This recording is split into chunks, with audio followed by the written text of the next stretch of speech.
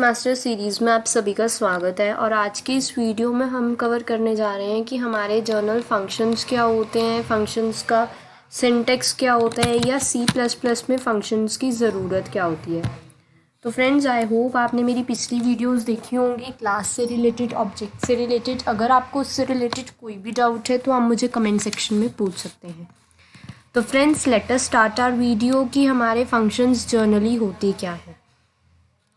Using functions, we can structure our program in many modular ways. हम लोगों ने C++ को यूज़ इसीलिए किया है क्योंकि हम फंक्शंस इसमें यूज़र डिफाइन फंक्शंस अपनी मर्ज़ी से जितने मर्ज़ी क्रिएट कर सकते हैं। इसमें क्लासेस क्रिएट कर सकते हैं, ऑब्जेक्ट्स क्रिएट कर सकते हैं। तो जनरली जो हमारा सिंटेक्स होता है किसी भी फंक्शन को डिक्लेयर करने का, वो ये होता है: type, whether it is integer, float, double, character, string, जो भी हमारा डाटा टाइप है सबसे पहले हम वो लिखेंगे। उसके बाद हम उस फंक्शन का नेम लिखेंगे। जैसे अब कोई भी नेम हम अपनी तरफ से दे सकते हैं, पर हमने जो कीवर्ड्स हैं हम वो यूज़ नहीं कर सकते। उसके बाद हम पैरामीटर देंगे कि उसमें हम integer a, integer B, float A, double C, जो भी हम उसमें यूज़ करने जा रहे हैं हम वो एज अ पैरामीटर यहाँ पर पास करेंगे। उसके बाद हमारा ब्लॉक स्टार्ट होगा, उसमें हम लोग अपनी स्टेटमेंट्स ऐड करेंगे। तो ये जनरली हमारा सिंटेक्स था किसी भी फंक्शन को डिक्लेयर करने का।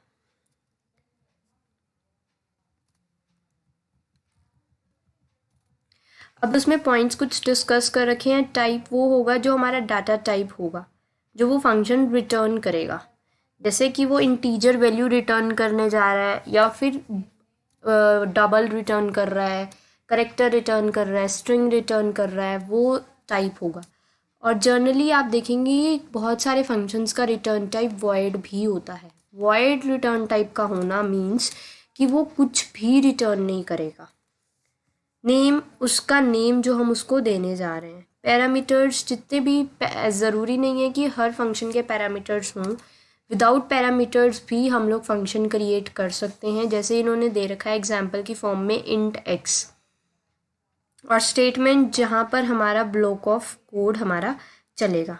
तो फ्रेंड्स, हम चलते हैं एक फंक्शन के एग्जाम्पल की तरफ, जिसमें आई विल ट्राई कि आपको ये बहुत अच्छे से समझ आ जाए। क्योंकि अगर आपको फंक्शन समझ आ गए तो आई एम डैम श्योर कि आपको C++ में कहीं और कन्फ्यूजन आएगी ही नहीं। तो फ्रेंड्स, सबसे पहले हम लोग इसमें हेडर फाइल इंक्लूड करते हैं, हैश इंक्लूड आईओस्ट्रीम।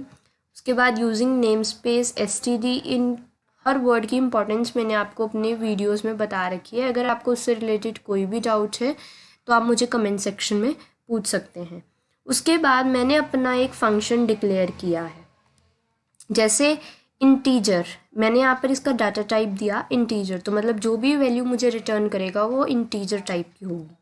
उसके बाद एडिशन, जो मैंने इसको नेम स्पेसिफाई किया। उसके बाद ये मैंने इसमें पैरामीटर्स दिए जो मैं इस फंक्शन में यूज़ करने वाली हूँ, तो int a and int b. और उसके बाद मेरा ब्लॉक ऑफ कोड स्टार्ट होता है इंट आर। मैंने इसके अंदर एक और एक्स्ट्रा वेरिएबल डिक्लेयर कर दिया, and r is equal to a plus b. R में मैं अपना रिजल्ट स्टोर करवाऊँगी, और जो मेरी ऑपरेटर मैं यहाँ पर यूज़ कर रही हूँ वो है मेरा अरिथमेटिक एडिशन ऑपरेटर। उसके बाद हम रिटर्न करेंगे वैल्यू आर की। रिटर्न क्या करेगा, जनरली उस वैल्यू को फंक्शन को दे देगा। जो भी हमने ऑपरेशन परफॉर्म करना है उसके बाद वो फंक्शन को वो वैल्यू रिटर्न कर देगा। उसके बाद है मेन फंक्शन, और उसके बाद हमारी ब्लॉक ऑफ कोड स्टार्ट होता है। इसमें मैं एक इंटीजर वेरिएबल z डिक्लेयर करती हूँ, और z is equal to addition and 5,3। अब जो ये वाला था नेम, मैंने वही नेम इसको यहाँ पर स्पेसिफाई किया है, और जो a की वैल्यू है वो मैंने 5 डाली है, 3 की वैल्यू मैंने b डाली है। इनको हम एक्चुअल आर्ग्यूमेंट्स और फॉर्मल आर्ग्यूमेंट्स भी कहते हैं। वो आप आने वाली वीडियोस में देखेंगे कि हमारे एक्चुअल आर्ग्यूमेंट्स क्या होते हैं, फॉर्मल आर्ग्यूमेंट्स क्या होते हैं। और उसके बाद हम इसका रिज़ल्ट प्रिंट करवा देंगे। जर्नली इसका रिज़ल्ट हमारा z में स्टोर होगा, और फिर हम रिटर्न 0 करवा देंगे क्योंकि हमने मेन फंक्शन को एक इंटीजर लिया है। उसके बाद 5 + 3, the result will be 5 + 3 that is 8।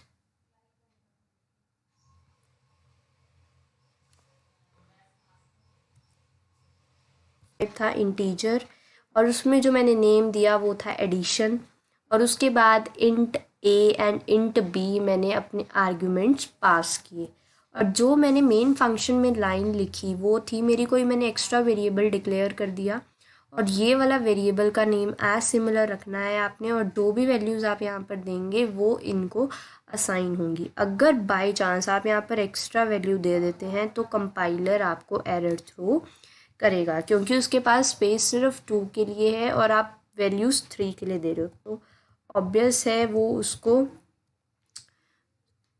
Error generate करके देगा आपको।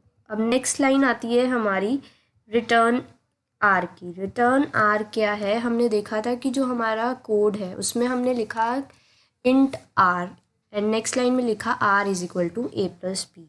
तो जो हमारी वैल्यू आई है रिटर्न आर मीन्स अब हम आर की वैल्यू रिटर्न करके देंगे, तो उस फंक्शन में ही जो भी वैल्यू आर को मिलेगी वो दोबारा से आर में ही जो आर में वैल्यू मिलेगी वो दोबारा से आर रिटर्न करके उस फंक्शन को ही दे देगा।